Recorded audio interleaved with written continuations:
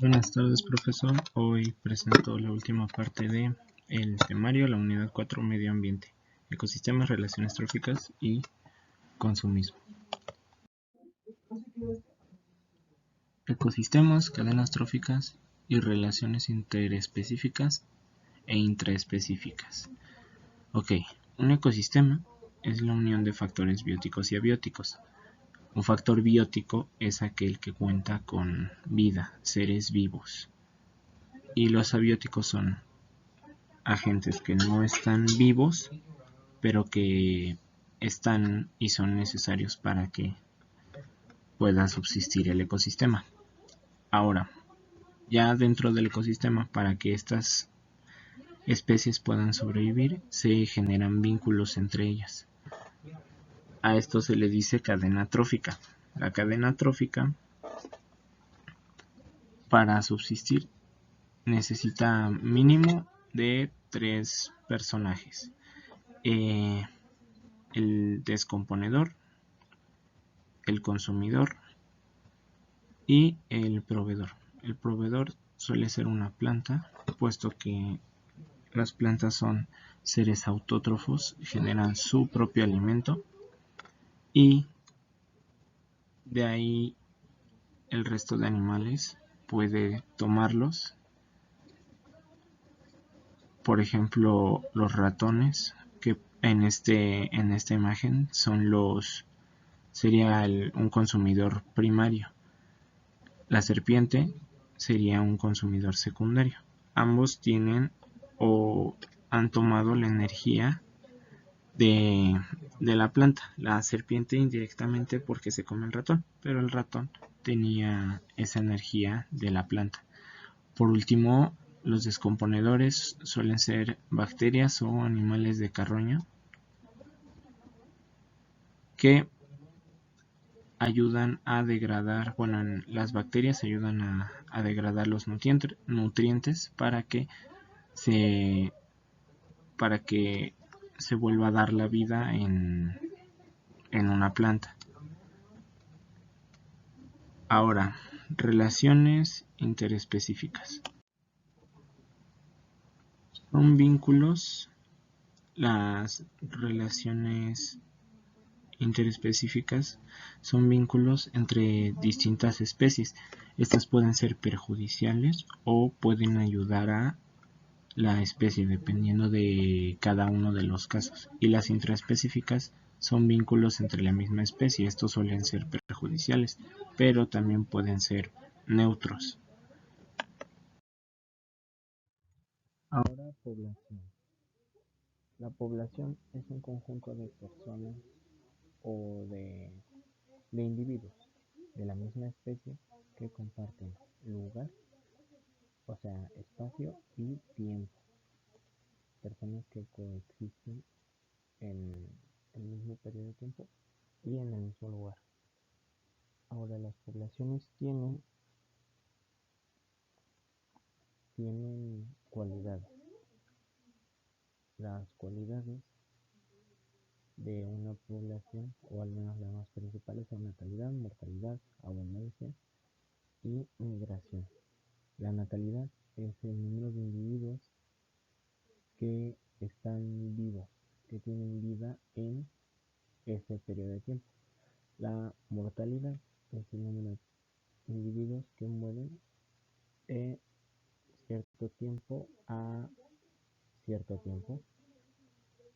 La abundancia es el número de personas o de individuos que conforman en ese momento la población. Por último, la migración es el abandono de ese espacio que comparten como población para ir a otro. Esto puede ser temporal o permanente. Ahora, comunidad. La comunidad es un conjunto de de individuos de especie invariable, aquí no importa la especie, que conviven en un mismo lugar. Deben compartir algún rasgo o algún interés para llamarse comunidad. La comunidad, al igual que la población, tienen cualidades: composición, riqueza, abundancia, dominancia y diversidad. En el caso de la comunidad, son las cualidades que podemos dar como más importantes. Composición. La composición es que quiénes son los individuos que conforman esa comunidad.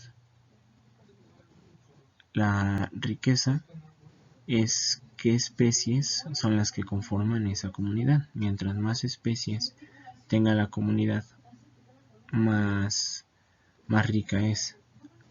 Abundancia. La abundancia, igual que en la población, es cuántos integrantes hay en esa comunidad, cuántos seres.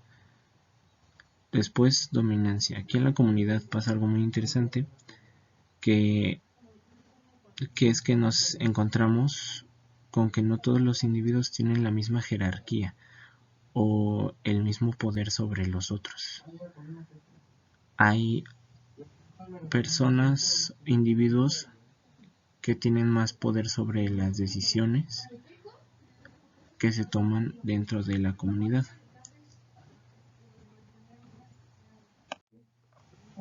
Y la diversidad no es más que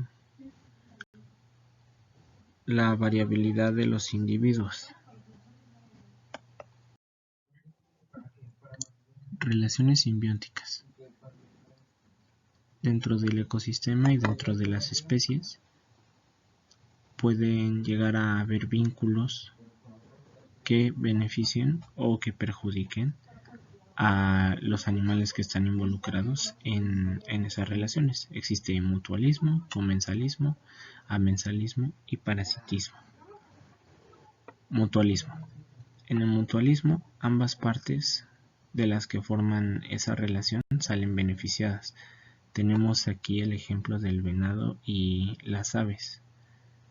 El venado se beneficia puesto que las aves hacen que quede limpio y las aves se alimentan de esa suciedad que carga el venado.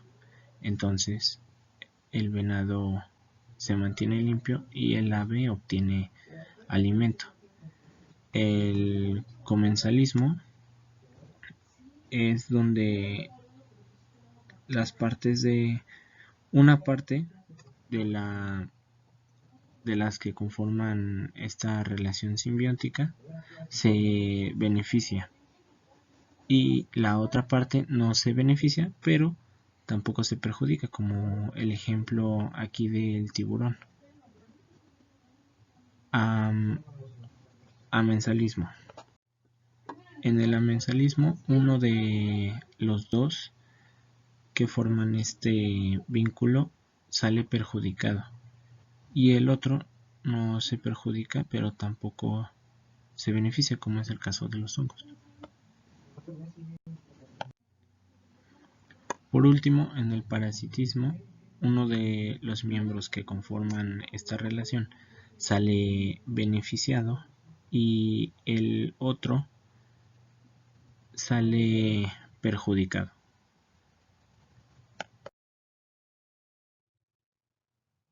Ciclos biogeoquímicos. Estos ciclos nos muestran cómo es el paso de los átomos que necesitamos para sobrevivir, de cosas que no están vivas a cosas que sí lo están y de regreso.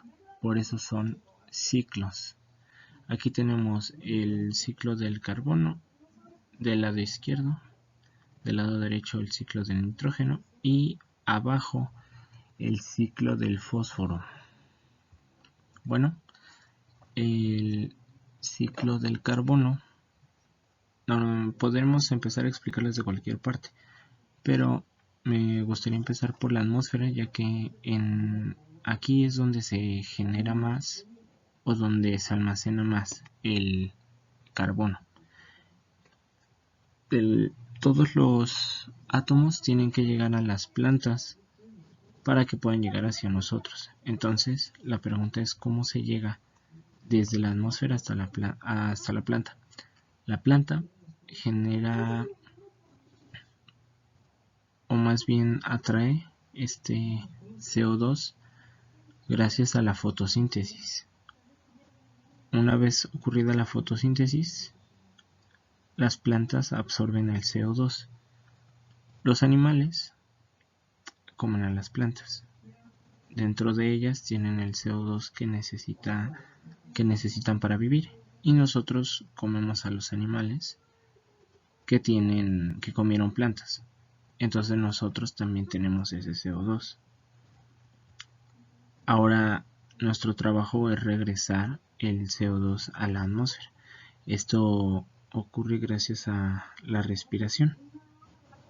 Ahora, también hay cosas que hacen que el CO2 aumente, como las fábricas o la incineración. Pero gracias a que tenemos este ciclo de reciclaje de CO2, no es un impacto muy grande para nuestro planeta. Ahora, el ciclo del nitrógeno. En el aire, o al menos el 70% de todo lo que respiramos es nitrógeno, pero las plantas por medio de fotosíntesis no pueden tomar el nitrógeno. Necesitamos, en este caso, ayuda de las bacterias. Las bacterias hacen que fijan el nitrógeno para que las plantas puedan tomar ese nitrógeno. Algunas plantas forman relaciones simbióticas con estas bacterias, dejándolas vivir en las raíces, y así ellos o ellas pudiendo tomar mejor el nitrógeno. Ya estando el nitrógeno en las plantas, nuevamente los animales comen plantas y nosotros a ellos. ¿Y cómo llega ahora, cómo transmitimos nosotros el nitrógeno para que regrese a su estado actual? Bueno, gracias a los descomponedores, que también pueden ser bacterias o hongos. Estos regresan al punto inicial. Por último, el ciclo del fósforo. El fósforo en este caso se almacena en las rocas. De las rocas llega el fósforo hacia el suelo gracias a las lluvias o al desgaste que se produce con el agua. Eso hace que el desgaste hace que baje el fósforo y llegue al suelo, donde ocurre la asimilación, que es cuando las plantas toman este fósforo que cae para crecer, y una vez crecidas, las vacas en este caso, o cualquier ser vivo herbívoro, toma el fósforo ahí también. Y al igual que en la fase del nitrógeno, al momento de la descomposición regresa al suelo. El suelo se transforma y regresa a la roca. Cadenas, redes y pirámides alimenticias. Habíamos visto que las cadenas tróficas, o en este caso alimentarias, son el flujo el paso de estos nutrientes de manera lineal. Eso es una cadena, cuando todos los nutrientes pasan de manera lineal uno al otro, desde el proveedor hasta el descomponedor. Ahora, una red es un conjunto de estas cadenas. Como podemos ver hasta la derecha, ya no la cadena sigue existiendo, pero ya no es la única forma en la que se puede direccionar estos nutrientes. Por ejemplo, la planta no solamente puede ser comida por la ardilla, sino que también la puede consumir el pájaro, la mariposa o el gusano. Y el zorro no solamente puede comer a la ardilla, sino que también al ave. Así se genera una red gracias al conjunto de las cadenas. Por último, la pirámide alimenticia nos muestra justamente la clasificación de estos seres. En la parte más baja y sosteniendo toda esta pirámide están las plantas o los proveedores, que son quienes pueden generar su propio alimento, son seres autótrofos. Y de aquí para arriba ya no encontramos más autótrofos. Todos los demás son heterótrofos. Nadie más, aparte de las plantas, tiene esa capacidad de hacer su propio alimento. Por lo tanto, se tienen que comer unos a otros para poder obtener estos átomos que habíamos visto antes que son necesarios para la vida. Herbívoros o consumidores primarios son aquellos que tienen interacción directa con las plantas, que pueden consumir las plantas directamente, puesto que es su naturaleza. Después tenemos depredadores, carnívoros o consumidores secundarios. Los consumidores secundarios no tienen relación o pueden sacar estos nutrientes de las plantas, pero sí que pueden hacerlo a través de los herbívoros, comiéndose a los herbívoros. De ese modo les llega a ellos los nutrientes que son necesarios.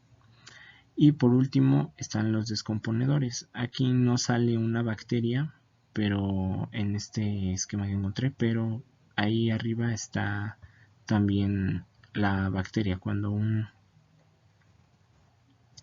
uno de estos depredadores muere, es descompuesto su cuerpo gracias a las bacterias, y esas bacterias hacen que se reinicie el ciclo. Sucesión ecológica. Hay dos tipos de sucesión primaria y sucesión secundaria. En la sucesión primaria, cuando se habla de sucesión primaria, se habla de zonas donde nunca ha habido vida. Zonas desérticas totalmente. Y tenemos la sucesión secundaria, que son zonas donde previamente había vida, pero por algún motivo ya no la hay. Normalmente el motivo más común es algún tipo de desastre natural, un terremoto, un tornado, un tsunami, algún tipo de desastre natural normalmente. Después tenemos en este pequeño diagrama explicado cómo funciona la sucesión ecológica. Primero, en el escenario aparecen especies oportunistas o llamados estrategas R. Los estrategas R son seres de vida con una estructura muy sencilla, que se reproducen muy rápido, que nacen muy rápido y que mueren muy rápido. Entonces, su población o su estrategia se basa en masificar su reproducción.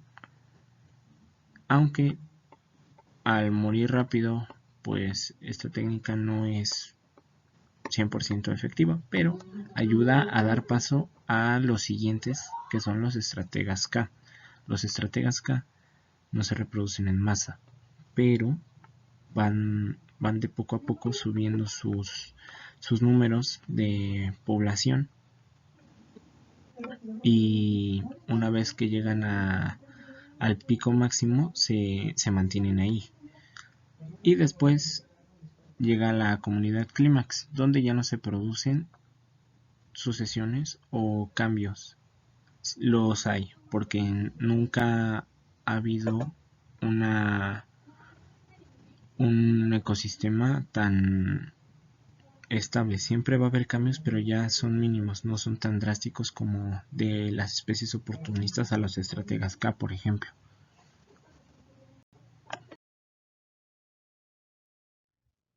Por último, tenemos consumismo, industrialización y urbanización. ¿Ok? Empecemos con urbanización.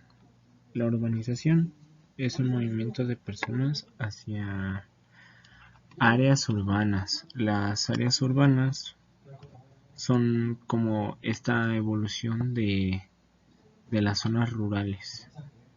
Después tenemos industrialización. La industrialización son productos o bienes que se producen en masas gracias a las maquinarias.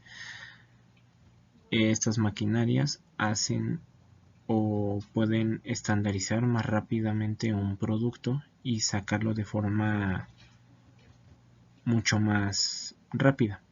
Claro, esto tiene un costo bastante elevado, que es el de la naturaleza. La naturaleza se ve afectada por la industrialización y también por la urbanización realmente. Por último tenemos el consumismo. En este ya nos implica a nosotros como sociedad. El consumismo es la acumulación de estos bienes industrializados que no son considerados necesarios. El consumismo es el exceso de compra de estos bienes que se dan pues gracias a la industrialización, gracias a que se producen en masa estos objetos, nos obligan a nosotros a comprar en masa. Y estos tres tienen una terrible repercusión sobre nuestro ambiente. Muchas gracias por la atención. Con esto terminamos el temario que usted mandó.